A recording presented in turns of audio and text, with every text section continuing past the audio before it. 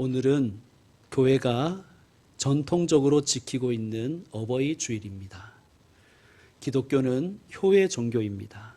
본래 어버이날도 교회가 지키던 어머니 날에서 유래되었습니다. 미국 버지니아주 웹스터 교회에서 26년 동안 교학교 교사로 봉사하다가 돌아가신 자비스 부인이라는 분이 계셨습니다. 그녀의 가르침을 잊지 못한 제자들이 선생님인 자비스를 기념하기 위해서 추도식을 갖기로 하고 멀리 사는 자비스 부인의 딸도 추도식에 초청했습니다. 그 초청을 받은 이 딸 안나 씨는 매우 기쁜 마음으로 그 초대에 응했다고 합니다. 추도식이 있던 날 식순의 하나로 안나에게 어머니인 자비스 부인에 대하여 이야기할 기회를 주었습니다. 그때 이 안나는 그녀의 어머니인 자비스 부인이 교회학교 학생들에게 제5계명 내 부모를 공경하라는 성경 말씀을 가르치면서 어머니의 위대한 사랑에 감사할 수 있는 구체적인 방법을 늘 생각해 보라고 했던 그 이야기를 꺼내었습니다. 그리고 나서 자신이 실천하겠다고 하면서 카네이션을 어머니 추도식 재단에 바쳤습니다. 추도식에 모였던 사람들은 이 자비스 부인의 가르침을 다시 기억하고 그것을 실천하고자 하는 안나의 이 말과 태도에 크게 감동을 받았습니다. 그래서 추도식에 참석했던 사람들은 이날을 어머니의 사랑을 기리는 날로 정할 것을 그 자리에서 결의합니다. 이것이 어머니 주일 운동의 시작이었습니다. 이 운동을 크게 확산시킨 이는 미국의 백화점 왕이라 불리는 존 워너메이커라는 사람입니다. 이분 역시 평생 동안 교회학교를 매우 잘 섬긴 분이십니다. 존 워너메이커는 1908년 5월 둘째 주일에 자신의 백화점을 중심으로 어머니의 사랑을 기억하는 행사를 시작했습니다. 물론 백화점 매상도 크게 올리는 기회가 되기도 했습니다. 이후 미국은 1914년 국회의 결의로 윌슨 대통령이 어머니 날을 선포하였으며 우리나라는 1955년 5월 8일을 어머니 날로 제정하였고 1974년에 어버이날로 그 명칭을 바꾸어 오늘에 이르고 있습니다. 교회는 매년 5월 둘째 주일을 어버이 주일로 지키고 있습니다. 성도 여러분, 어버이날 또 어버이 주일을 우리가 지키는데요. 이때 부모님의 사랑을 다시 되새기는 그런 귀한 시간 되기를 축원합니다. 부모님의 사랑은 어떤 사랑입니까?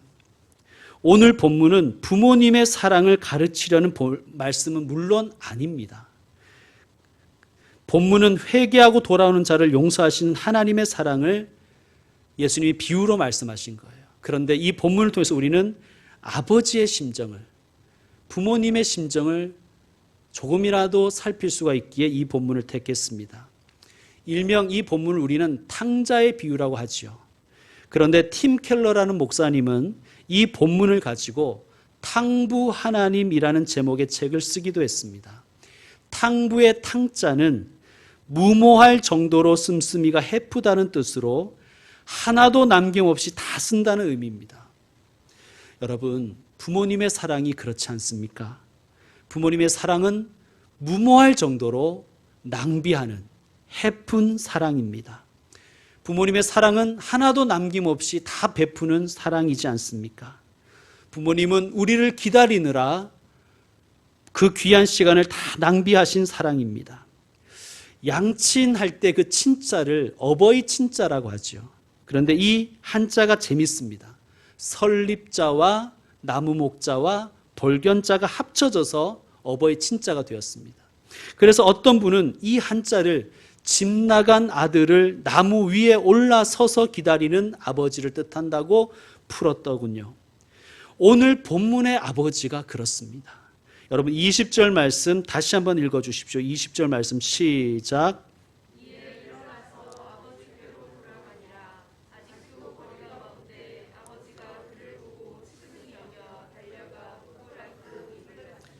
아멘. 아직도 거리가 먼데 아무도 못 알아봤지만 아버지는 아들을 알아보는 거예요. 여러분, 우리가 그렇잖아요. 그 아이들 운동회, 학교 행사 같을 때 가면 전교생 가운데 우리 아이만 보이잖아요. 부모는 그렇게 알아보는 거예요. 아버지가 그를 알아봅니다. 아버지는 풀이 죽어서 발을 질질 끌며 털레털레 오고 있는 아들을 보았습니다. 측은한 마음이 생기는 거예요. 측은히 여겨서 버선발로 달려갑니다. 그리고 그 아들의 목을 안고 입맞춥니다. 이 아버지는 아마 날마다 이 아들을 기다렸을 것입니다. 그 기다림에는 아무런 조건이 없습니다. 무조건적인 기다림입니다. 부모님은 자녀에게 자신이 줄 수 있는 가장 좋은 것을 주십니다. 왜요? 주지 않고는 못 배기기 때문입니다. 그 무모한 사랑으로, 그 낭비하는 사랑으로 오늘날 우리가 이렇게 살아가고 있습니다. 오늘 본문에 나온 아버지를 한번 보십시오. 22절부터 보시면 아버지는 이 아들에게 제일 좋은 옷을 입힙니다. 새신을 신기고 손에 가락지를 끼워줍니다. 그리고 살찐 송아지를 잡아서 잔치를 벌입니다. 모든 재산을 다 탕진하고 돌아온 아들, 뭐가 이쁘다고. 그런데 측은히 여겨서 하나도 아까워하지 않고 있습니다. 왜냐? 탕진한 그 재물보다 그 아들이, 당신의 아들이 더 소중하기 때문입니다. 그렇습니다. 여러분, 자식은 부모의 전부입니다. 자녀들은 부모님을 거의 대부분의 삶의 시간 동안 잊고 삽니다. 그러나 부모는 단 한순간도 자녀를 잊지 못합니다. 날마다 자녀 생각뿐이지요.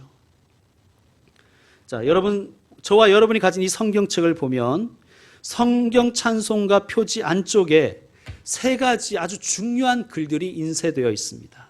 신앙 고백서인 사도신경과 또 주님이 가르쳐 주신 주기도문과 또 한 가지가 있는데 그것이 무엇일까요? 십계명입니다. 십계명은 하나님 나라의 백성이 지켜야 될 헌법과 같습니다. 십계명은 크게 두 부분으로 나뉘죠. 하나님을 어떻게 섬길 것인가에 대한 계명들이 있고 또 사람을 어떻게 대할 것인가에 대한 계명들이 있습니다. 좀 간략하게 천륜과 일륜이라고 합시다.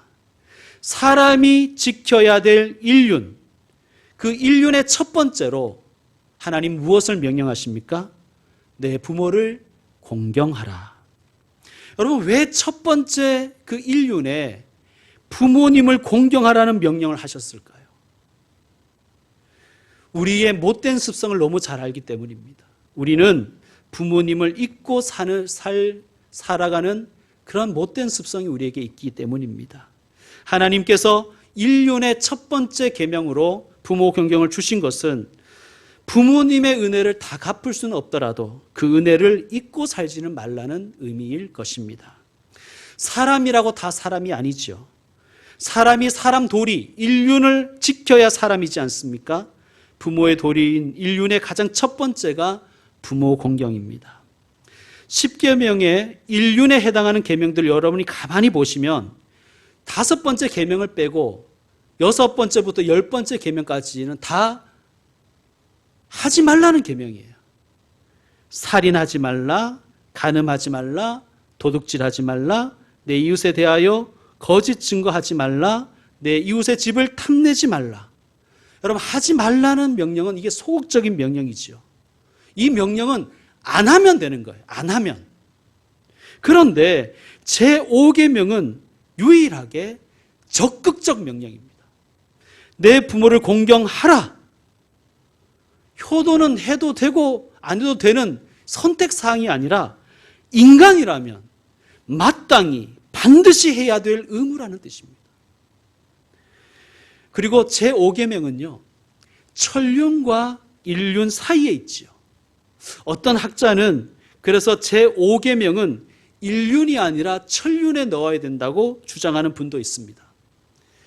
4대 6, 천륜 4, 일륜 6, 뭔가 균형이 맞지 않지 않습니까? 하나님께서 5대 5로 주셨다는 거예요. 천륜 5, 일륜 5. 일리가 있지 않습니까?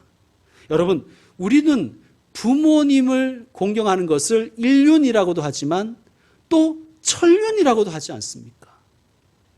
부모님은 하나님과 나를 연결해 주는 다리입니다. 이와 마찬가지로 천륜과 일륜을 연결해 주는 연결고리가 있는데 그것이 바로 제5계명입니다. 자, 5계명에 또 중요한 한 가지 특징이 있는데 그것은 보상을 약속한 유일한 계명이라는 거예요. 내 부모를 공경하라 그리하면 이렇게 되죠. 다른 계명에는 그리하면이 붙어 있지 않아요. 뭐 부가 설명이나 또 이유는 수반되어 있지만 그리하면 하고 보상을 약속하는 계명은 5계명이 유일합니다. 여러분, 그러므로 제5계명을 지키는 것은 일석이조의 복입니다. 먼저 하나님의 명령을 지키는 것 그 자체가 복되지요. 순종하는 삶 그 자체가 복된 삶입니다. 그런데 더불어 일석이조로 더불어 장수의 복, 형통의 복도 누릴 수 있기 때문입니다. 부모를 공경하는 것은 일륜이며 천륜이라 반드시 지켜야 될 명령인데도 부모를 공경하는 자에게는 복까지 주신다고 약속하시지 않습니까? 땅에서 잘 되는 복, 형통한 복을 주시고 건강하게 오래 사는 장수의 복을 주신다는 거예요. 여러분, 형통하고 싶지요? 형통하고 싶지 않습니까? 장수하고 싶지요? 장수하고 싶지 않습니까? 장수하기 위해서 보약이나 건강보조식품 많이들 먹지 않습니까? 비타민도 먹고. 그런데 하나님이 약속하신 보약보다 더 좋은 장수의 비결이 있는데 바로 효도라는 거예요. 여러분, 효도하시는 그러한 분들 되시길 바랍니다. 물론 오해는 하지 마십시오. 자식이 형편이 좋지 않거나 단명한다고 해서 불효자라는 뜻은 아닙니다. 그런데요, 제가 장례식을 집례해 보면요, 가장 힘든 장례식, 가장 슬픈 장례식은 자식을 먼저 보낸 부모님과 함께하는 장례식입니다. 너무 힘들어요. 뭐라고 위로를 드려야 될지 모르겠어요. 부모님의 슬픔이 너무 커서 헤아리기 어렵기 때문입니다. 서울 반포 한강공원에서 실종됐다가 숨진 채 발견된 대학생 고 손정민 씨의 발인이 지난 5월 5일에 있었습니다. 고인의 아버지가 아들에게 이런 작별의 인사를 남겼습니다. 정민아, 하늘이 내려주신 선물, 내가 착한 너를 얻으려고 아무것도 한 것이 없기에 난 널 늘 선물이라고 생각했단다. 내가 우리에게 왔다 간 기간이 21년밖에 안 돼서 너무 서운하지만 너무나 많은 것을 주었고 우리 부부에게 인생은 살아갈 만한 것임을 알려주었고 행복이라는 것이 무엇인지 알려주었다. 네가 없다면 우리는 행복이란 단어의 의미를 몰랐을 거야. 지금의 이별이 너무 아쉽지만 언젠가 반드시 만날 것을 알기에 이제 너를 보내주려고 한다. 우리는 늘 너와 함께 할 거고 널 늘 그리워할 거야. 다시 만날 그날까지 잘 있을게. 엄마는 걱정하지 마. 아빠 믿지? 사랑한다. 이 기사를 읽으면서 가슴이 너무 아프고 먹먹했습니다. 자녀를 먼저 보낸 부모님의 슬픔이 절절히 느껴졌기 때문입니다. 2014년 봄 세월호 참사 당시 어느 유가족이 이런 글을 남겼습니다. 그동안 가난하지만 행복한 가정이었는데 널 보내고 나니 가난만 남았구나. 가난하고 힘든 세상살이였지만 자녀들 때문에 힘을 내며 살았는데 이제 자녀를 떠나보내고 나니 힘을 낼 이유가 없더라는 거예요. 자녀를 먼저 떠나보낸 것만으로도 고통스러운 부모님들에게 우리가 할 일은 그 죽음의 원인을 명명백백히 밝혀주는 것이 아니겠습니까? 억울함이 남지 않기를 바라고 함께 힘을 모으면 좋겠습니다. 성도 여러분, 사십시오. 어떠한 일이 있어도 사십시오. 꿋꿋하게 살아가십시오. 아무리 힘들어도 꿋꿋하게 살아가십시오. 그것이 효도입니다. 자, 제5계명에서 왜 하나님은 효도하는 사람에게 생명의 복을 약속하셨을까요? 생명을 잘 지키는 것, 건강하게 사는 것, 그것이 효도이기 때문이 아닐까요? 여러분, 그런 의미에서 볼 때 우리가 알고 있는 아버지 눈을 뜨게 하기 위해서 인당수에 몸을 던진 그 심청이는 기독교 관점에서 보면 전혀 효녀가 아닙니다. 그건 효도가 아니지요. 심청이의 목숨값으로 정말 아버지가 눈을 떴다 한들 그 아버지의 마음이 기뻤을까요? 역시 내 딸은 효녀야. 정말 제정신 박힌 아비라면 그렇게 생각하지 않을 것입니다. 여러분, 살아있는 것, 살아내는 것, 그것도 건강하게 사는 것, 그것이 부모님께 할 효도입니다. 더 나아가서 몸만 건강한 것이 아니라 마음도 건강하고 생각도 건강한 사람으로 살아가면 더 큰 효도입니다. 자, 이 관점에서 보면 제5계명이 참 묘하지요. 부모를 공경하는 사람이 장수의 복, 생명의 복을 받습니다. 건강하게 오래 살게 하신다는 거예요. 이게 효도하는 사람의 복입니다. 그런데 다시 말씀드리지만 건강하게 오래 살아가는 것이 또한 효도입니다. 이게 선순환이죠. 효도하여 장수하고 장수하여 효도하자. 뭐 이렇게 읽으셔도 아무런 문제가 없습니다. 건강하여 효도하고 효도함으로 건강의 복을 받자. 여러분, 그런 마음으로 살아가시면 좋겠습니다. 건강하게 사는 것, 효도라고 말씀드렸습니다. 제가 부모가 되어 보니까요, 자식이 몸을 다칠 때 너무 속상해요. 자기 몸을 아끼지 않을 때 너무 화가 납니다. 또 자녀가 자기 자신에 대해서 막 부정적으로 말하고 자기를 비하할 때, 삶을 좌절하거나 인생을 비관할 때, 어떤 일에 그냥 절망해 버릴 때, 포기해 버릴 때 정말 가슴이 아프고 속상합니다. 아마 부모님들은 다 공감하실 것입니다. 반대로 자녀가 자기를 긍정하고 자기 자신을 사랑하고 자기 몸을 잘 돌보고 자기 자신을 아끼며 소망 가운데 꿋꿋하게 살아가는 모습 보면 흐뭇하지 않습니까? 정말 살아갈 힘이 솟아가 나는 거예요. 현대인들은 자본주의에 너무 오염되어 있어서 어떤 한 사람의 가치를 돈으로 따지려는 경향이 우리에게 있습니다. 그래서 사람이 다치거나 죽으면 보험회사는 보상금을 산출하는 근거로 그가 계속 일을 했을 때 벌어들일 수입을 따집니다. 물론 먹고 살아가는 것이 중요하지요. 그럴 수밖에 없다는 생각도 듭니다. 그러나 이것이 정말 온전히 그 사람을 평가하는 것일까요? 그런데 우리가 자주 쓰는 말 중에 어떤 한 사람의 존재의 가치를 말해주는 아주 좋은 말이 있어요. 우리가 이런 말을 쓰지 않습니까? 그 사람도 그 부모에게는 귀한 자식일 거야. 그 사람도 그 부모님에게는 귀한 자식이야. 그것이 공평하지 않습니까? 저는 이 관점이 너무 중요하다고 생각합니다. 한 사람을 교환 가치로만 보면 씁쓸해요. 그러나 그 사람이 누군가의 사랑받는, 어떤 부모님이 무모할 정도로 사랑하는 그 사람이라고 생각하면, 자식이라고 생각하면 그 사람을 존엄하게 여길 수밖에 없습니다. 성도 여러분, 저와 여러분에게는 내가 아프면 더 아파하시는 분이 있습니다. 내가 힘들어하면 나보다 더 힘들어하는 이가 있습니다. 세상 사람이 다 나를 버리고 떠나도 결코 나를 버리거나 떠나지 않는 분들이 있습니다. 부모님이십니다. 아버지, 어머니. 여러분, 부모님은 먼저 나를 사랑하셨고 더 많이 나를 사랑하시고 더 나중까지 사랑하시는 유일한 분이십니다. 예수님께서 세례를 받으셨을 때 하늘에서 어떤 음성이 들렸어요. 여러분, 그 본문을 기억하십니까? 예수님이 세례받고 올라오셨을 때 성부께서, 하늘아버지께서 성자 예수님께 이렇게 말씀하셨어요. 뭐라고 말씀하셨죠? 이는 내 사랑하는 아들이다. 허구 많은 말 중에 왜 이 말씀을 하셨을까요?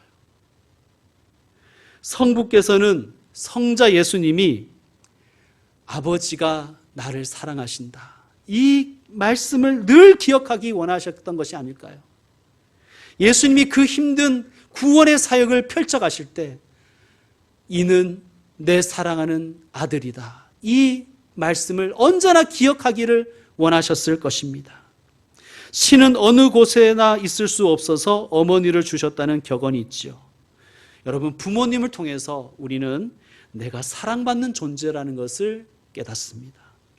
하나님께서 예수님께 하신 말씀처럼 부모님도 우리에게 그렇게 말씀하실 줄로 믿습니다. 얘야, 너는 내 사랑하는 아들이다. 얘야, 너는 내 사랑하는 딸이란다. 우리 따라합시다. 나는 부모님이 사랑하는 자녀다. 우리 남자분들만 먼저 하겠습니다. 나는 부모님이 사랑하는 아들이다. 기억하십시오. 이번에는 우리 자매님들만 하겠습니다. 나는 부모님이 사랑하는 딸이다. 성도 여러분, 힘들 때 이것을 기억하십시오. 나를 사랑하는 분이 있다. 나는 내 부모님이 사랑하는 자녀다. 이걸 꼭 기억하시길 바랍니다. 그것을 기억하는 것이 효도 아닐까요? 어떤 어려움이 있어도, 어떤 난관이 있고 낙심할 만한 일이 있더라도 나는 하나님 아버지와 내 부모님의 사랑받는 아들이다. 나는 하나님 아버지와 내 부모님의 사랑받는 딸이다. 이것을 언제나 기억하고 살아가시는 분들 되시기를 주의 이름으로 축원드립니다. 이제 말씀 마무리하겠습니다. 하나님께서 우리에게 부모님을 주셨습니다. 감사하십시오. 부모님은 우리에게 베푸신 하나님의 선물입니다. 하나님은 부모를 통해서 우리가 얼마나 귀한 존재인지를 기억하게 하십니다. 또한 하나님은 부모님의 사랑을 통해 하나님의 사랑을 또한 알기를 원하십니다. 프레드라는 청년에게 보낸 헨리 나우엔의 편지가 있습니다. 제가 읽어드리겠습니다. 여기에는 우리가 매일 들어야 될 음성이 있습니다. 프레드, 자네가 이 편지를 다 읽었을 때 정말 꼭 기억하길 바라는 한마디가 있네. 지난 한 해 동안 내 마음 깊은 곳으로부터 그 특별한 단어가 서서히 떠올랐지. 바로 사랑받는 자라는 단어였네. 나는 그 단어가 자네와 자네 친구들을 위해 내게 주어진 단어라고 확신하고 있네. 그리스도인이 된 이후로 나사렛 예수의 세례 이야기에서 이 단어를 처음으로 알게 되었지. 이는 내 사랑하는 자요 라는 이 말은 모든 인류를 향한 가장 깊은 진리를 표현하고 있다네. 프레드, 나의 유일한 소망은 자네의 존재 구석구석에 이 말씀이 울려 퍼지게 되는 것이네. 그렇지, 그 목소리가 있었네. 위로부터, 내 안에서부터 들려오는 목소리, 부드럽게 속삭이기도 하고 크게 선포되기도 하는 목소리. 이는 내 사랑하는 자요, 내 기뻐하는 자라. 너는 비열하고 아무런 가치도 없는 사람이야 라고 외치는 목소리들 가득한 세상에서 그 목소리를 듣는다는 것은 분명 쉬운 일이 아닐 걸세. 성도 여러분, 우리가 살아가는 이 세상 속에는 자신의 존재와 삶을 비관하게 하고 부정하게 하는 소리로 가득 차 있습니다. 여러분, 이 세상에서 위에서 들려오는 소리를 듣는 복된 분들 되시면 좋겠습니다. 너는 하나님이 사랑하는 자녀란다. 이 세상 속에서 우리 내면에서부터 들려오는 소리를 들었으면 좋겠습니다. 나는 부모님의 사랑받는 자녀다. 이것이 참된 소리입니다. 이것이 생명의 소리입니다. 이 생명의 소리를 듣고 꿋꿋하게 살아내는 복된 분들 되시기를 주의 이름으로 축원드립니다. 기도하겠습니다. 사랑의 하나님, 부모님을 통해 이 땅에 우리를 보내주셔서 감사합니다. 힘든 일이 있어도 부모님을 생각하며 부모님을 주신 하나님을 기억하게 하옵소서. 오늘 어버이 주일을 맞이하여 부모 공경에 대해 묵상하게 해주시니 감사합니다. 먼저 부모님께 감사하는 자녀들이 되게 하소서. 부모님의 눈물의 기도를 먹으며 우리가 지금도 살고 있음을 기억하게 하옵소서. 그 고마움을 잊지 않게 하옵소서. 부모님들에게 건강을 주시고 또 부모님을 먼저 여인 분들에게 주님의 위로를 허락해 주옵소서. 주님, 우리가 살면서 어리석은 말과 어리석은 행동으로 부모님 마음에 못 박은 일이 있다면 용서해 주시고 그 부모님의 마음도 치료해 주옵소서. 예수님의 이름으로 기도드립니다. 아멘.